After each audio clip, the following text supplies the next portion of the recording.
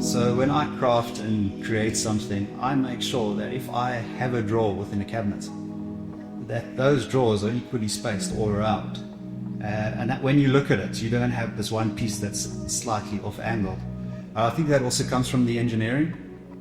I could walk around the workshop and I could spot when something was off just by looking at it, without even having to measure. I mean, I could walk past the guys and say, hang on, there's something wrong there. And they're like, no, they couldn't really pick it up themselves.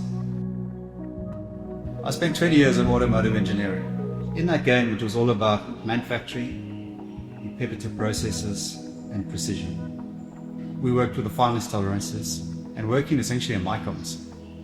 As much as I enjoy being within the space, I wanted to create something with a bit of soul.